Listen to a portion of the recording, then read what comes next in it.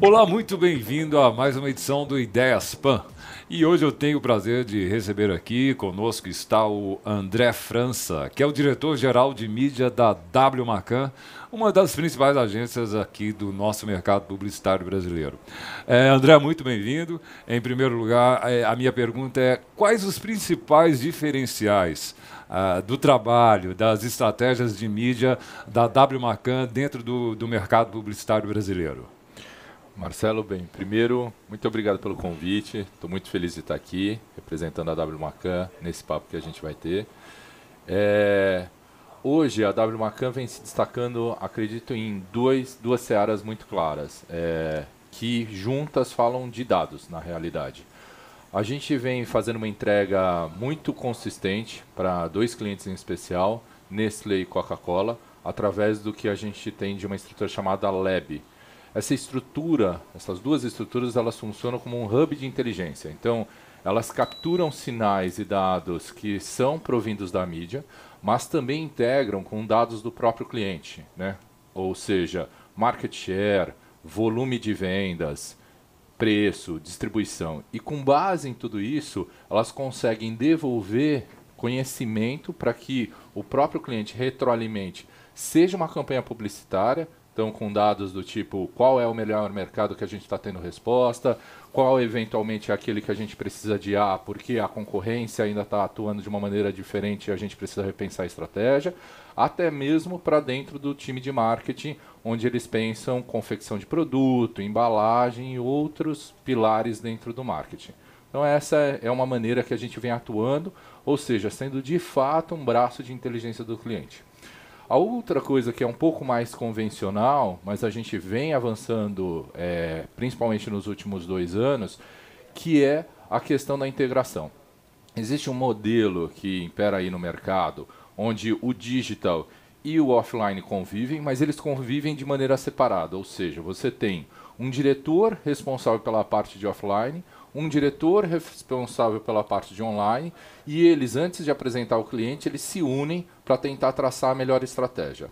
A gente lá tem feito de maneira distinta, ou seja, a gente acredita que deveria ter uma pessoa responsável pela estratégia, não simplesmente 2 pessoas ali querendo discutir qual que é a melhor estratégia para o cliente. Uma pessoa pensa o todo, obviamente embaixo dela há especialistas, mas uma pessoa consegue dar a cara e o domínio de todos os canais. A gente acredita que esse seria o melhor formato hoje. Ok, André, muito legal. O Lab deve ser uma abreviação, né, de laboratório, de laboratory. É uma, digamos, uma unidade que vocês criaram no Brasil ou ela é uma réplica da Macan internacional?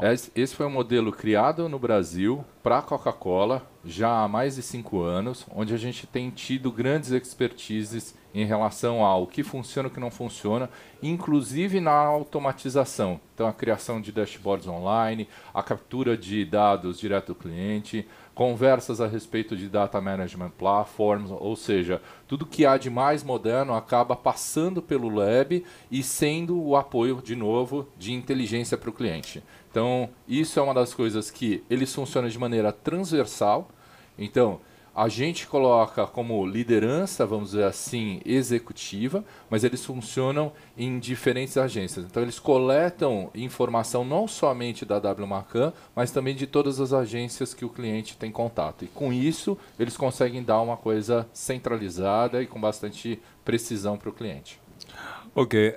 Você falou aí em Coca-Cola e Nestlé, 2 grandes anunciantes, 2 importantíssimas marcas que dispensam apresentações. Quais seriam os cases que você destacaria da W Macan nessa área de mídia nesses últimos meses ou nos últimos anos? Eu vou trazer outros clientes para também ninguém ficar enciumado. O que acontece assim, hoje a gente tem um case muito interessante dentro da casa que é feito com a Latam em cima de modelos de atribuição. Foi uma iniciativa da agência, onde a gente, junto com o cliente e com a colaboração do Google, a gente trouxe para a mesa uma maneira de mensurar de ponta a ponta a jornada do consumidor no meio digital. Então, hoje, o que acontece? A maioria dos modelos eles, de atribuição são concentrados no que se chama no mercado de last click. Ou seja, da onde veio a venda? Né? Qual foi o último passo que o consumidor deu antes de efetuar a venda? Então, se foi Google, atribui-se o valor ao Google. No caso de modelo de atribuição data-driven, a gente faz o contrário. A gente olha a jornada inteira e verifica daí qual é o player mais importante e atribui um valor para ele dentro de uma determinada venda. Isso é feito, obviamente, através de algoritmos. Então, se compara diversas jornadas e verifica-se que, eventualmente, toda vez que um player, por exemplo, o site da Jovem Pan aparece, ele vende mais. Então, obviamente, se atribui um valor a isso. Todo esse modelo ele é feito de maneira computadorizada e com isso a gente consegue melhorar a distribuição de verba entre os diferentes players. Então esse é um caso recente, a gente está chegando agora ao resultado consolidado de um ano, a gente deve ter notícias daqui a pouco. De Latam, especificamente. De Latam. Tá. E além de Latam, você teria outros exemplos? Eu tenho um exemplo de Mastercard, que é, a gente tem bastante benefícios direto do cartão e que muitas pessoas não têm conhecimento. Então, desde rolhas gratuitas, que você pode ir num restaurante e levar seu vinho favorito sem ter que pagar a rolha do restaurante, sobremesas, passeios exclusivos de Mastercard. Então, tudo isso você pode fazer com o seu cartão e as pessoas, às vezes, elas não têm esse conhecimento. O que a gente tem feito? A gente também tem cruzado dados onde a gente cruza a hora do dia, o dia da semana, em que localização essa pessoa está, para entregar para essa pessoa exatamente a oferta que tem mais relevância para ela e a gente tem tido resultados surpreendentes. Ao invés de fazer uma campanha que é igual para todo mundo o tempo inteiro, a gente tem conseguido acertar esse criativo de maneira dinâmica e contextual. Então é outro case aí que a gente tem colocado na praça, está sendo bastante interessante.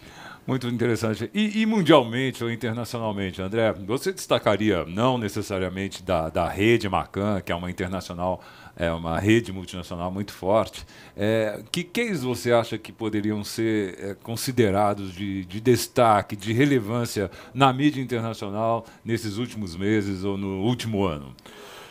Eu acho que assim, todo case que hoje em dia utiliza de dados, para mim, tem chamado minha atenção. Né? Então, tem, por exemplo, uma rede de fast food, eu não vou mencionar aqui o nome, mas é uma rede de fast food que fez um trabalho para verificar qual era a melhor localização para entregar uma comunicação sobre o delivery. Então, o que ela fez? Ela coleta automaticamente, de maneira online, quais são as lojas que estão com a sua pauta cheia de delivery e, eventualmente, então, ela não distribui uma comunicação para aquela cidade ou para aquela região.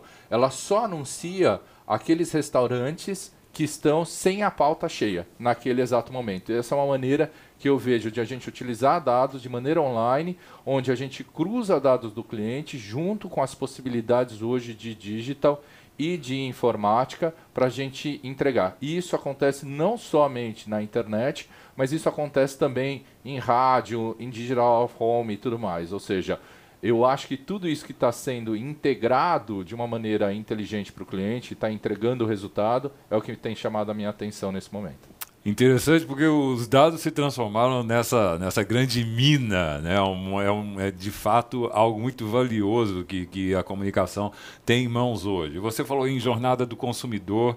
Eu queria a sua opinião sobre o comportamento do consumidor e como a mídia faz esse acompanhamento do consumidor diante de tanta transformação que a gente está vivendo nesses últimos anos. No mundo digital, na revolução da mídia considerada de massa, né? A TV, o próprio rádio. Como que você acompanha essa transformação? Marcelo, eu acho que é um pouquinho do papo que a gente estava tendo ali fora agora, que é a questão de ter muita fragmentação. Né? Hoje, a gente tem visto a quantidade de informação e a quantidade de canais que chegam para o consumidor. Eu acho que da perspectiva da publicidade, isso, de um lado, é muito inebriante na possibilidade que a gente tem de chegar a ele em pontos de contato que antigamente não existiam. Né? Então, ele tem, por exemplo, o celular, desde o momento que ele acorda até o momento que ele vai dormir, é um ponto de contato valioso. Então, acho que a gente tem, dentro dessa complexidade, um mundo muito maravilhoso no sentido de a gente poder chegar nele. Do outro lado, eu sinto também uma dificuldade cada vez mais de a gente acompanhar essa mudança, né? Então, acho que para o profissional de mídia e para a comunicação tem sido de fato um desafio de conseguir acompanhar. A gente vem buscando cada vez mais profissionais que não queiram parar de estudar, né? Que queiram estar mergulhando nesse mundo. E eu acho de verdade que os meios continuam relevantes, todos eles dentro do seu papel, como sempre foram, na realidade. Eu acho que não existe essa coisa de ter um tsunami, não. Eu acho que é como a gente organiza esses canais. Outra coisa que eu acho bastante interessante das discussões é o papel da marca hoje, né? Então a gente, como mídia, cada vez mais tem que estar inserido nessa discussão de que, de um lado, há um ceticismo do consumidor em relação à marca, né? Exatamente por essa fragmentação, ou seja, da comunicação, onde ele tem cada vez mais informações cruzadas a respeito da marca, não só da indústria ou da agência, ele está recebendo outros sinais de outras formas através de outras pessoas. Então ele tem um ceticismo em relação à marca, mas também a marca tem sido cada vez mais o ponto de destaque para a indústria, onde os produtos estão cada vez mais similares, estão sendo cada vez mais facilmente copiados, a marca tem sido cada vez mais um diferencial. Então, essa dicotomia entre a marca ser ou não ser valiosa, preciosa, ela está num momento de discussão que eu acho que sim, a marca continua sendo valiosa e sim, a mídia ganha destaque nesse cenário. Interessante a relevância que você posicionou e destacou aí, ou seja, não existe uma subtração, né? A mídia, ela trabalha com uma complementaridade, com essa integração. E nesse ambiente eu gostaria da sua opinião do potencial e da importância do meio rádio, especificamente, nessa jornada do consumidor e nas estratégias de mídia e de marcas.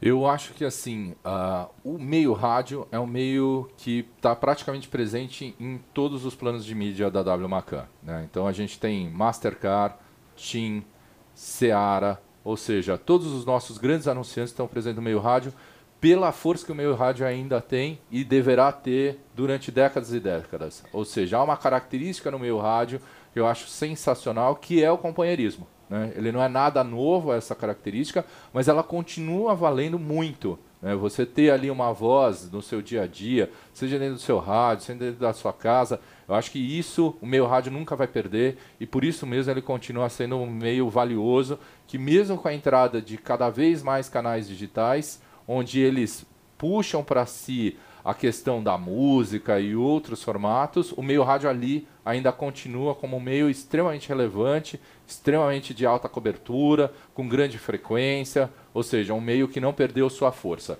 O que eu sinto, na realidade, em relação ao meio rádio, é que ele vem cada vez mais se modernizando, né?